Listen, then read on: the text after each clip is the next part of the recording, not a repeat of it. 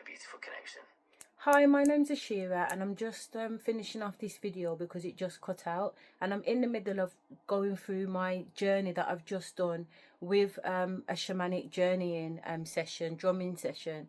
And I literally was just getting to the bit where we were talking about jasmine. So this is part 2 of that video. So if it's a little bit weird, go back. If not, my name is Asherah, and I'm studying dissociative identity disorder / psychosis with spiritual expansion. And I'm also a shaman practitioner at the moment, doing my level 2 shamanic training course.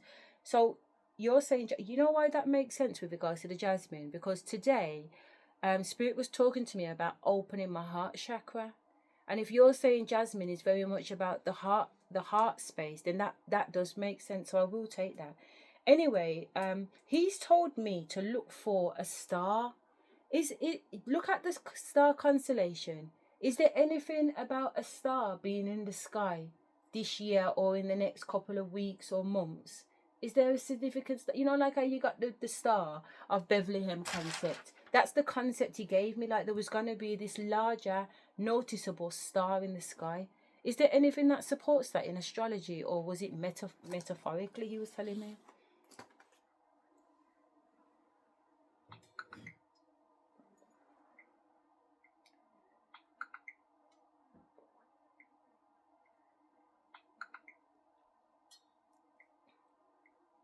In 2026, there are some notable celestial events. On January 10th, Jupiter will be at opposition, making it exceptionally bright and visible in the constellation Gemini.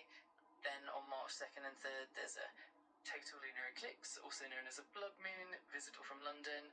Later in the year, on August 12th, there's a total solar eclipse, but it will be fully visible only from Greenland, Iceland, and northern Spain. London will see a partial eclipse. Finally, the Geminid meteor shower peaks on December 13th and 14th, offering a spectacular show. It's definitely exciting to keep an eye on these events. So there's something today on the 10th of January with Jupiter? Yes, exactly. On January 10th, 2026, Jupiter will be at opposition, which means it will be directly opposite the Earth and will appear at its... But Jupiter's not a star, it's a planet. That's true. Jupiter is indeed a planet, not a star. However, in spiritual and metaphysical contexts, planets like Jupiter often hold symbolic meanings. Jupiter is associated with growth, abundance. No, I want to know stars particularly. I want to just focus on stars. Is there anything happening with stars? Is there any noticeable stars? Is there any stars that appear larger or different than other stars?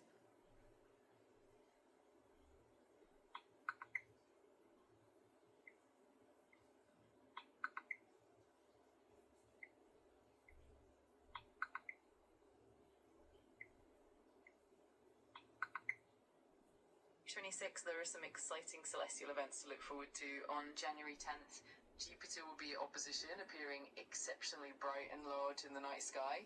Then on March 3rd, there will be a total lunar eclipse. No, you're repeating yourself. You're repeating yourself about the planets and the moon. So are you saying that there's nothing at the moment to do with stars?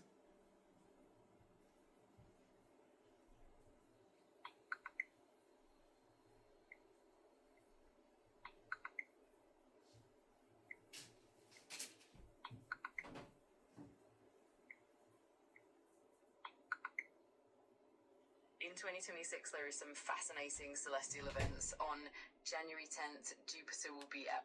She's repeating herself. So I'm going to assume there isn't anything to do with stars. So it's metaphorical. It's metaphorical.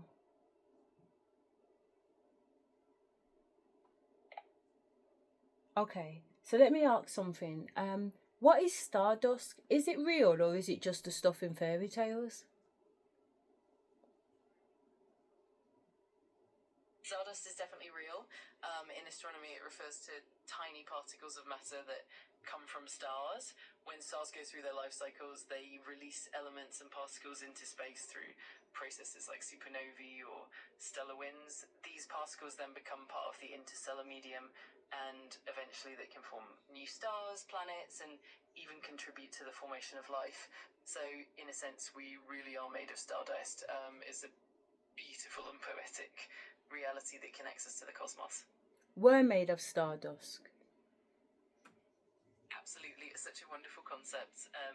The elements that make up our bodies, like carbon, oxygen, nitrogen, and others, were originally forged in the cores of stars over billions of years. Those stars went through their life cycles, and when they exploded or shed their outer layers, they spread these elements throughout the universe. So in a poetic and literal sense, we are indeed stardust, and that connection to the cosmos is pretty amazing.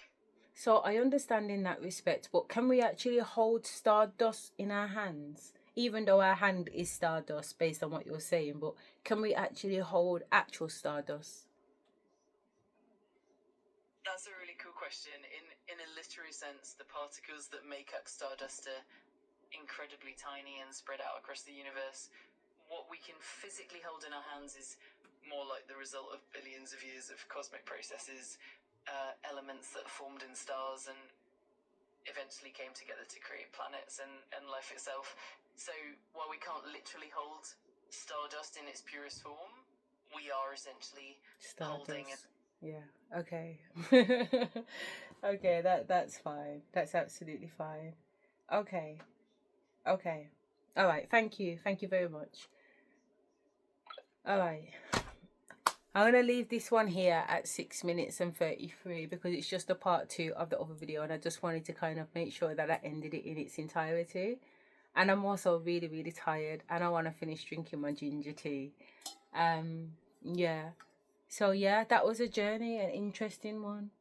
Interesting because I mean, don't get me wrong, I know we're made up of the same thing as stars, as in carbon, etc., but I didn't know we were considered to be that, and I didn't know it was stardust that was collected to form other planets and other stars and stuff like that. So I think I'm going to dig a little bit deeper into that a little bit later on too.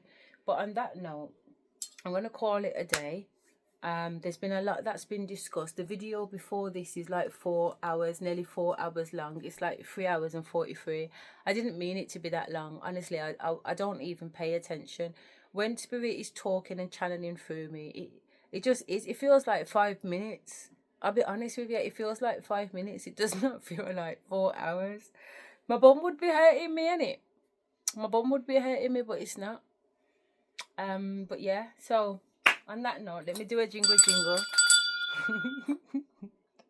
I'll catch you on the next one. Take care.